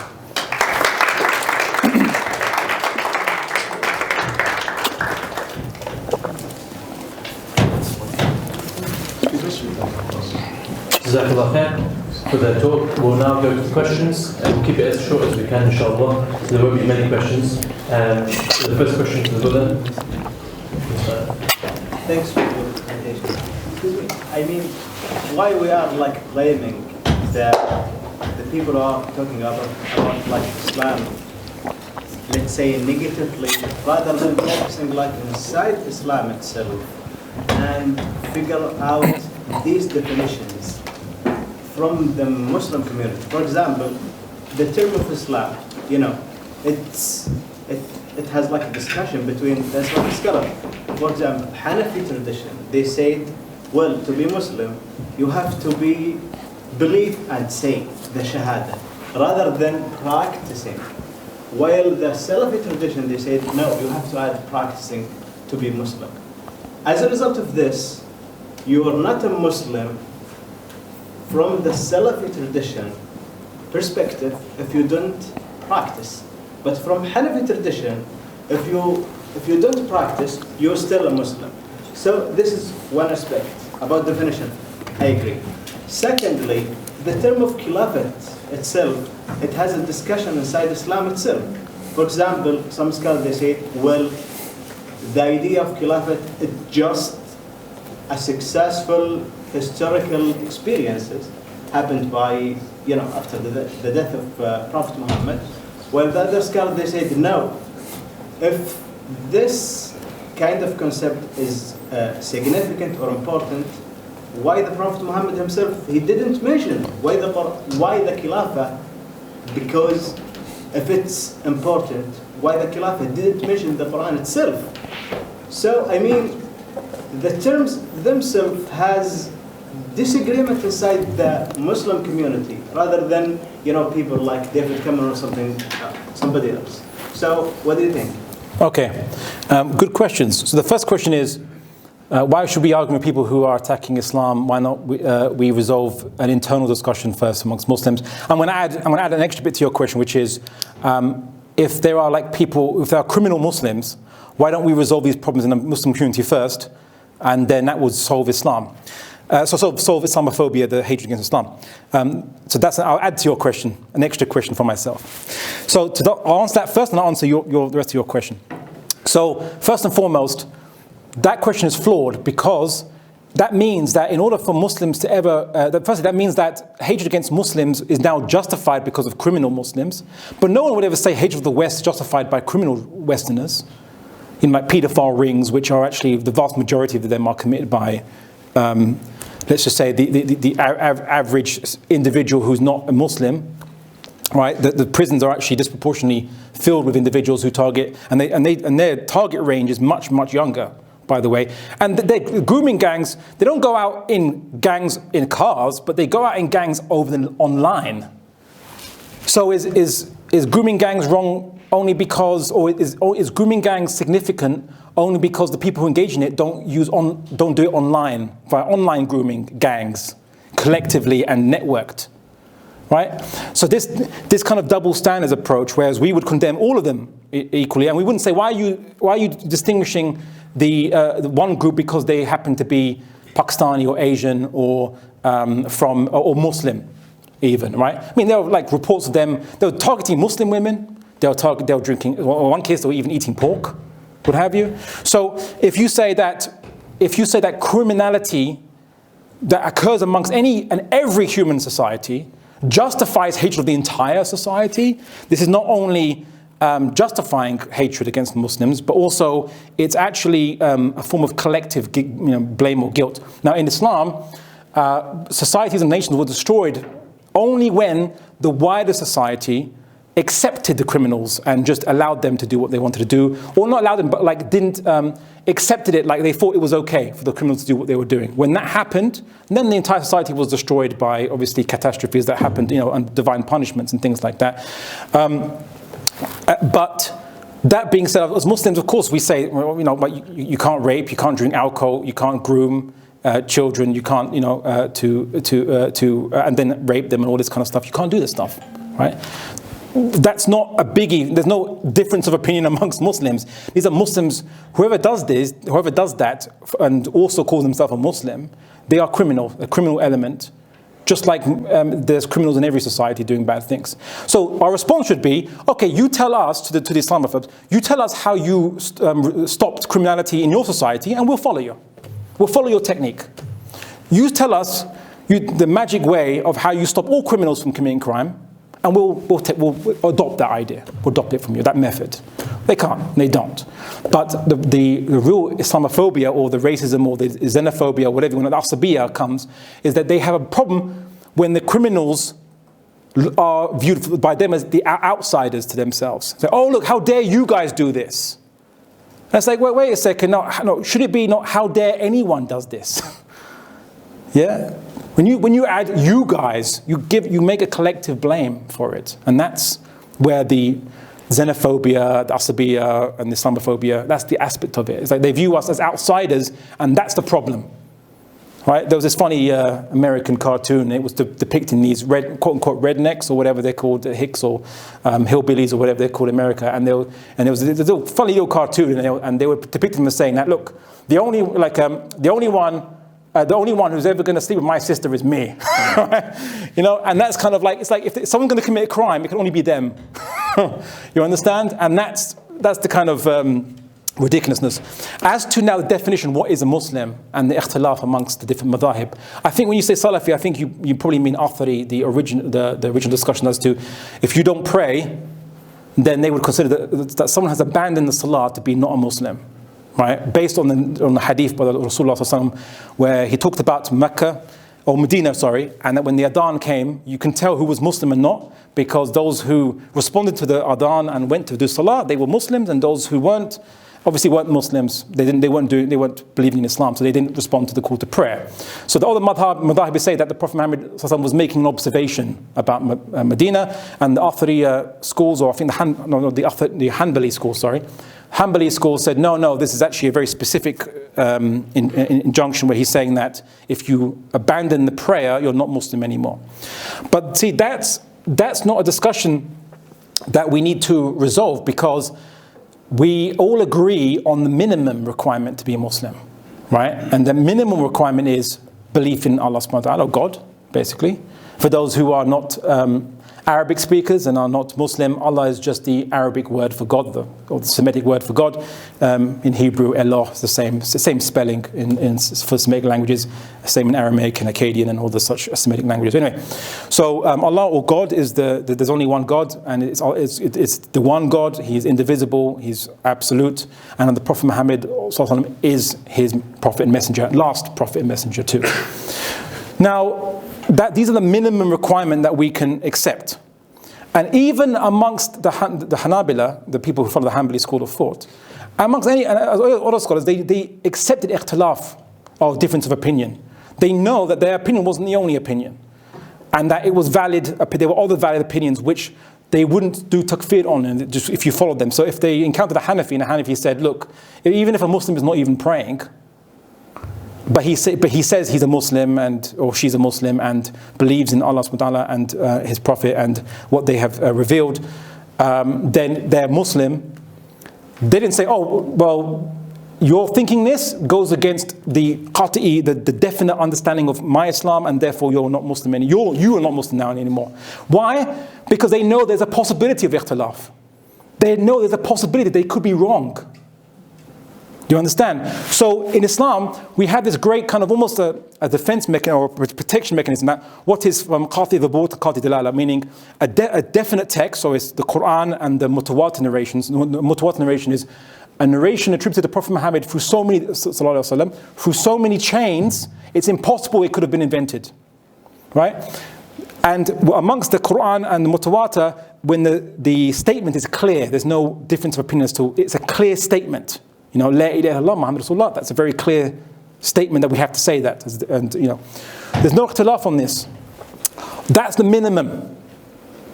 Everything outside of that is now debate and discussion and dhann. It's like dhann, not in doubt, but like as in we're not absolutely certain which opinion is correct or not. So you might have an opinion as a Hanbali that if a Muslim doesn't pray, they're not Muslim. But another person might not think that, and they might not pray. Maybe if they believed they were Hanbali and they didn't pray, then maybe they were not Muslim because they knew they should have. But if they're not Hanbali, you say, well, look, if a non-praying Hanafi, I disagree with what they're doing, but they follow the minimum requirement, and I know that I might be wrong in that opinion. Maybe they are Muslim. I just don't know it for certain what the opinion is, how the interpretation, see? So we all agree on the minimum. Brothers and sisters, you have no idea how much Muslims agree compared to Christianity and Judaism and all the different religions out there, and Hinduism is not even a religion in the specific sense, and this was actually agreed upon by the Indian High Court. Hinduism is a collection of traditions. It's like me saying the religion of all the pagan Arabs was just Arabianism or something like that, right? It's not a religion, it's multiple different tribes of different tribal gods, and they kind of all put their gods in the Kaaba as a pantheon, but they don't like always agree with each other. Like not everyone worships Hubal or everyone worships Alat, or, you know. So to call it one religion is a bit of it's very broad and stretching it, you know. And that's what Hinduism was prior to colonialism. Anyway, so that's your first question. The second question you asked was on Khilafah, and there's difference of opinion amongst Muslims as to is it just an historical experience, like something that happened in the past, but it's not part of Islam, and why didn't the Prophet Muhammad mention it? Well, firstly, he did, or at least there's so many ahadith where he talked about it. He said after him there'll be khulafa, and give your bay'ah to them. Or a person does not have a bay'ah on their neck, dies the death of jahiliyyah, for example. Like you die the death of like the days before Islam, almost, in jahiliyyah, right? Where in a sense of in a time of anarchy, basically, right? Or when he commanded, said like follow the Jama'ah and their Imam. The Muslims must stick to the Jama'ah and their Imam, the Imam of the Jama'ah of the community. But the obligation of sticking to the Imam, the one Imam of the Jama'ah, right? Not a hadith, it's prohibited to have more than two khulafa. The second, you can only have one Imam. That's why all the scholars have said that the Muslims can only have one ultimate Imam, leader over them, and it's prohibited to have more than one, for example, whether in any part of the world, generally speaking. They made an exception. Some scholars came later and said, if this other place is too far away, using the camel and the horse and the sailing boat, maybe they can have their own regional Imam, because if it's too far away, maybe. And even then, the people disagreed with that and said, no, even then, only one Imam, right? So anyway, and that was even conditional due to the technology and the distance. Like we're talking about, from Morocco to Indonesia, for example, maybe Indonesians could have their own regional Imam, maybe, but that wasn't the majority opinion even. Understand? So anyway, it is mandated, even if you don't like the word Khilafah, even though it's actually in the Quran, Dawood is called a Khalifa, by the way. Even if you don't like the word, the Khilafah is basically the combination of two Islamic obligations that everyone agrees on. Unity and the establishment of Islam as a way of life in all aspects of government. That's Khilafah. That's what a Khilafah is, if I was to give you a definition of it. Right? But the Sahabas called it Khalifa. Abu Bakr fought a war against those who rejected him not rejected him as a Khalifa, they rejected the idea that there could be a Khalifa. It's called Harb al-Ridda, like the people who turn renegade. But Umar, he disagreed with Abu Bakr on this matter. Yeah, no, he disagreed, but they all agreed that the Khilafah was obligatory. I mean, the idea of establishing the Khilafah. Yeah. Yes, you said if unity and practicing Islam is established. No. Those are obligations. Muslims are obliged to be united, and they are obliged to judge by what Allah has revealed, which establishes both the law and the one Imam. So if you don't like the word Khalifa, even though there's hadith for this, but if you don't like that word, it comes into being via those two things. Although most scholars, the main argument for most of the ulama is that after the death of the Prophet Muhammad, the Sahabas delayed burying the Prophet Muhammad to elect the Khalifa. It is haram to delay the burial of anyone. It's forbidden. You can't just delay the burial. Within 24 hours, someone must be buried. But the Prophet himself, to delay the burial of the Prophet's own body, that could only have been done by the Sahaba if they saw that what they were doing was a more important obligation. That was how the ulama have argued that. Some say it's by like aql, like unity and establishing Islamic law can only be one imam, so khalifa is by aql you can judge that, or by the ijma of sahaba, the necessity of khilafah, and so on and so forth. That's their argument, not my argument. That's their argument. So I hope I answered your question comprehensively, rather. Sister on the right, and then we'll read out some is that like written questions? Yeah. She put her hand up, so I thought I would give a chance. Someone raise their hand up? I didn't, but then... so how do we reach that state to have a khilafah? How do we reach the state to have khilafah? How a caliphate, that's a little bit beyond the limitations of this discussion on Islamophobia and so on. I would just simply say that Ibn Khaldun gave a great discussion on this matter himself, even though he lived in the time of caliphates, which basically, as Muslims, establishing a caliphate is the same way that the Prophet Muhammad established the first Islamic government in Medina. Yeah, it's a da'wah and nasiha and calling and campaigning with a group of people to do that, calling people to it, basically, speaking out for the rights of only themselves and their foreign backers. Their soldiers aren't from Mars. The soldiers that protect them, the judges, the people that work in their government jurisdiction, they're not aliens. They're Muslims. But they don't know any better. Right? They think that's what they're meant to do. All you have to do is convince every single Muslim, or not every single one, but like a critical mass and majority of the people, including the soldiers and so on, that these people have no legitimacy, and that we have to establish the system based on what the Rasulullah gave to us. His legacy, the Prophet's legacy, right? To re-establish that and what it looks like. Not just say, Quran is our constitution. No, here's what a economic system looks like from Islam. Not just no interest, it goes a bit beyond that. But here's the thing, most Muslims don't even know what an Islamic government looks like, how the systems work. Islamic law, I give lectures on this, on Islamic law, and misconceptions of it, and Muslims as well as non-Muslims are just as shocked at this stuff. But I'm not making up anything. It's all classical Islamic stuff I discussed. People are like shocked by it. Like, what? I didn't know about this. I didn't know that Islam has a prohibition on monopolies, or Islam mandates that resources which are of public utility cannot be nationalized or privatized. They didn't know about this stuff. And it's not made up. I mean, you bring a hadith for it. That's what the Rasulullah was asked by a Sahaba, can I have some area of land to cultivate for my agriculture? So the Prophet Muhammad granted him that land, because if unused land should be granted to people who are willing to use it, by the way. That's also an aspect. And then another Sahaba said, oh, but that land you've given him has a lot of water on it, like an uncounted amount of water. And the Prophet Muhammad recalled the Sahaba and said he couldn't give that land to him because the water was so much. It was a public resource. So it couldn't be privatized. Right? And it can't be nationalized either. So the state can't own it. It becomes the property of the collective society. Maybe the state can run an extraction operation that delivers free water, free oil, free whatever to people, and maybe they only pay the cost of extraction. Maybe that would be an Islamic solution to resources in the Muslim world. Or they would sell off these resources, and the money would must go to only public works, not the state, for example.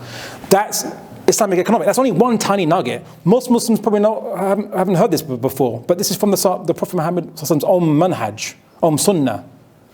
You understand? So I would say that the biggest problem in the Muslim world isn't that we have these rulers who have soldiers that stop us from establishing Islam and unifying. Okay, that is the case, but why is that the case? A, because Muslims don't know what the alternative looks like after colonialism. Our education system was changed. We no longer know what Islamic politics even looks like. So much so that foreign governments can convince us that we're being extremist merely for following what is mainstream Islam within 1400 years of Islamic scholarship, right? The Islamophobia inside our minds. That's the Islamophobia inside our minds, right? And secondly, that the soldiers and everyone in the government think that what the status quo is natural and is meant to be that way. They think, yeah, of course we're meant to have the different nations and states and borders and things like that, even though their great-grandparents never lived under that system. There are people people in Syria, they have their own family, partly in Jordan across the border, partly in Syria, partly in Iraq. They didn't move or migrate. they were always living there with their family in those dispersed in those areas, and then someone just drew a line in between them and said, okay, now you're Iraqi, you're Saudi, you're from Urdan. You know, you're now separate as it's different. You're now different citizens of different states. This is, and then it made our next generation think that was normal. See, so if you want to bring back Khilafah, you have to challenge the Islamophobia inside our own heads. That would be a way of dealing with it. There are like written questions as well, so I haven't forgotten them. I will answer them. Where's the, yes, the, sure. Ayah in the Quran as well, where Allah mentions that He promises His Khalifa on earth for Muslims, and the ayah is where I'll summarize the translation where Allah says He promises those who believe and work righteous deeds that يَسْتَخْلِفَنَّكُمْ فِي الْأَرْضِ كَمَا اسْتَخْلَفَ الَّذِينَ مِنْ قَبْلِهِمْ, that He will basically make you Khalifas on earth like He made those. A succession to, yeah. وَلِمَكِّنَنَّ لَهُمْ دِينَهُمُ الَّذِي ارْتَضَىٰ لَهُمْ, and He will give you power or potential or ability on earth, and exchange your fear your state of fear to one, yeah. for security, and then Allah puts at the end what يَعْبُدُونَ لِي لَا يُشْرِكُونَ بِي شَيْئًا, that you worship me alone and don't commit shirk with me. So that could be added as part of the reason why we don't have Khilafah, or Allah promises Khilafah. Yeah, so the Quran says, you know, He promises to those who believe in and work righteous deeds. Okay, and here's the thing now: the government scholars today, the job of scholarship after colonialism, not all Muslim scholars, but those who are attached to the rule, let's just say, is merely to justify the status quo. So they will argue that good deeds just means your salah and your ibadah. Say, wait a second. Did the Prophet Muhammad, even in Mecca, did he only do ibadah? Did he not do anything else? Did he not speak out against Abu Jahl? Yeah. Now Abu Jahl is not his name. It's Abu Hakam. He was known by that name, Abu Hakam, right? The father of wisdom, because he was revered amongst the Quraysh as being a wise man, right? And the Prophet Muhammad called him, no, the father of ignorance. You're criticizing a ruler? What? The Prophet Muhammad criticized the rulers of the Quraysh in the city he lived in, criticized their customs, criticized how they buried their firstborn. If their firstborn was a female child, that would be viewed as a big shame, ayib, a big shame for them, right? And they would bury the daughters alive, most of them, or at least the aristocrats. And the Prophet Muhammad condemned. And the Quran argued in a brilliant way. It said, is it for Allah the daughters and for you the sons? Because they would attribute to Allah, He has 3 daughters, Al-Uzza and Manat, who they'd worship as intermediaries, but then they would hate having daughters themselves. He pointed out the contradictions of their own society. He didn't just do ibadah and that was it. But what many of these government scholars today will tell you is they will justify the status quo. That's their job. And guess what? There was the Egyptian, the former governor of the British governor of Egypt, Lord Cromer, wrote a book in 1920 called Modern Egypt. This guy was a genius, I swear. I mean, he was involved in secularizing and colonializing the mind of Egyptians, and he was genius, nasty guy, but genius. And he said that basically that the Europeanized Egyptian will no longer be a Muslim, but they'll be really truly just an agnostic, because they will look to European ideas as superior to his own Islamic ideas, and he will look down upon the Muslim scholar, like the Europeanized Egyptian will look down upon the Muslim scholar who he'll view as just basically like a country bumpkin, like an idiot, who has no use except one, to justify the system that they created. He published it in 1920, and guess what? The PDF is available online. You can Google it yourself, Modern Egypt, add that to your homework. There'll be exams next time I come. So that's to add to your point. So as Muslims, we have to do good deeds and works in all aspects, become a holistic Muslim in all aspects of the thing. Islam has something to say about economics, about politics, about the injustice happening in the world. And I don't mean we say it's unjust and then we run to neo-Marxist ideas or postmodernist ideas or left-wing, which are another madhab of the Enlightenment West, Western Enlightenment, a different discussion there, of course. But I have an article called Do Muslims Need Critical Race Theory? You can go and Google that as part of your kind of homework. I don't just criticize that, I criticize all neo-Marxist and postmodernist type ideas, but many Muslims adopt those ideas because they don't know what the alternative Islamic alternative is to those ideas and so on. And you might think, well, surely aren't we not all against racism, for example? Well, yeah, of course. But critical race theory uses Marxist ideas of society, which makes people misunderstand the root of the problem. You know, so, and then I'm not going to be digressed by that discussion. Anyway, I want to answer some questions on the piece of paper while we have time. Sure. Why did you leave Christianity to become Muslim? Just go, there's a YouTube video of me answering that question, so please go there.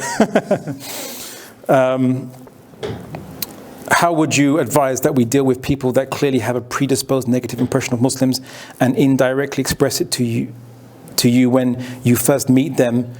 Remember, the Prophet Muhammad ﷺ, he used to have rubbish thrown on his head by a neighbor who was an old woman who would throw rubbish on his head because she heard bad things about him that weren't true. And he used to throw rubbish on him, and he used to bear it. He never used to react angrily or shout against that woman. And that one time, that woman, she didn't throw rubbish on him, and he inquired, and he was concerned about this, and he came to her door, and she opened it, and she was sick, and she was shocked to see him there. And she thought maybe he's going to do something to her, and he asked her why she didn't throw rubbish on him that day. And she said, well, because she was sick. And she was so shocked because no one else had come to check in on her to see if she was well, except the guy she used to throw rubbish on every day. See? Da'wah or representing Islam happens in many ways. Sometimes it's just with good manners. In fact, I think good manners will convert more people far more than intellectual, the most intellectual debates you might see on YouTube or Speaker's Corner, if it happens there. But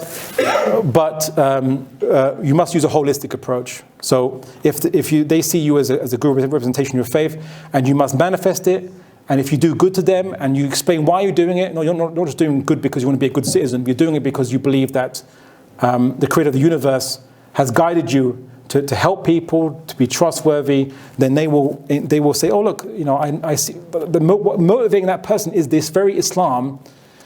What's motivating that person to be so good to me and helpful is the very Islam I hate. Then why do I hate Islam?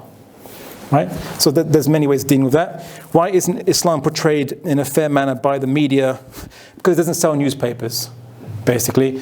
The right wing, who are conservative, view maintaining English tradition or British tradition as a very important thing, and Islam is a foreign religious element. They're willing to, obviously, because of the idea of tolerance, they will say, well, not against religion, but when they are worried by the manifestation of religion that they think is subverting their ethno-nationalist state to change the character of the nation, and that's what worries them, and so they are worried by quote-unquote political manifestations of Islam. Second, on the left-wing media, they usually will say, yeah, Muslims are like, why are you pressing them this? They are just people like you and me. But their discussion of Islam is more of a liberalized or progressivized Islam that quote-unquote, that basically doesn't have the aspects which Islam does have. What they view as a cleaned up Islam, i.e. quote-unquote actual liberalized Islam. And they will never really portray Islam in a fair manner. They'll never really say, look, we believe in these concepts, and guess what? These concepts, actually, we have a good argument for them. We have a good argument for the hikmah of these concepts, I do debates and discussions with people who are liberal political theorists. And I discuss how the Islamic hudud system is a superior system to incarcerating humans into mass zoos and cages, for example. Corporal punishment actually is instantaneous, and you go back to your home and family that very day. You don't get stuck in a cage for years where you're forced to become almost animalistic in the way you behave. Just look at US jails. And look at, and of course the reoffending rates and so on and so forth shows it doesn't even work even. That's how you should argue. Right? But of course the media is not going to show that because the left-wing media don't disagree with that, but they want only to support Muslims' right to label themselves Muslim, but they disagree with those ideas, so they won't show Islam what it actually believes in. And the right-wing media are squeamish about any political manifestation of Islam, or what they perceive to be a political manifestation of Islam, and so no one will ever portray Islam in its fair manner, because there's no motivation to do so, unless Muslims own a media. But even then, when they do, like Islam Channel, then Ofcom gets used against them to say, oh, some of these programs that you are broadcasting in our country of free speech and free expression goes against our values, and therefore we have to censor certain programs, right? Why is that? You get people who misinterpret the text and commit terrorist atrocities, I think, or actions. How do we respond to these accusations, i.e. Khawarij and so on and so forth? The argument about Khawarij, right? Oh, these terrorists are just the re-emergence of the Khawarij. I argue that this is actually a manifestation of an attempt to blame Islam for the criminal actions of a minority criminal element who act against Islam. These terrorists today are not, they're not the same as the group of people we know as the Khawarij. Khawarij were anarchists, some of them. Others believed that the ruler no longer becomes Muslim if he makes a sin, and they would basically fight against Muslims for that reason. But the Khawarij were sticklers because they thought that was their main idea. But they thought that they had to abide by Islam 100%, otherwise they are munafiqeen, or they are kuffar nimma, right? Like they are ungrateful disbelievers if they break a major rule of Islam, right? Some in the hadith collections, people even view that hadith that have been transmitted via Khawarij members are actually sahih, because they knew the Khawarij would never lie, because they were worried if they did lie, they'd be instantly disbelievers. The Khawarij were like were super sticklers to following Islam. Whereas the terrorists that commit terrorist actions are not following Islam, not because I say so and they disagree with me, because they say so. And I've been spamming this for like 10 years now, since I debated in Cambridge University on this topic. There's a book called by Professor Bruce Lawrence, called Osama bin Laden, Messages to the World. And it basically has all the authenticated recording sayings of Osama bin Laden, including his interview with Al Jazeera in, I think, 2003, where he's asked about his strategy of targeting American civilians. And he was asked about this, and he said, look, targeting civilians is prohibited by the Prophet Muhammad sallallahu alaihi wasallam, and the authentic narrations and the scholars. And the Al Jazeera interviewer was shocked by this. He was like, well, exactly, so why are you doing it? Why are you doing it if you acknowledge that the Prophet Muhammad prohibited this then? And he said, and then something else, justification was, well, we live in an extraordinary time whereby our civilians are being killed. And so he thinks that if the enemy kill Muslim civilians, then the only way to save those people, more people from being killed, is to target their civilians. His argument is to go outside the constraints of Islam, because he thinks that in the modern era, there are new rules. As Tony Blair said, he probably agrees with Tony Blair, the rules of the game have changed, right? But as Muslims, as fundamentalist Muslims who follow the fundamentals of Islam, we reject that. You don't abrogate Islam because it's no longer convenient for you. Osama bin Laden admitted he was going against the rules, right? And his argument was basically, well, look, the Quran says fight them as they fight you. But he never finishes there. He said, but do not transgress the limits of Allah subhanahu wa ta'ala. Yeah? His argument is, in essence, in this situation,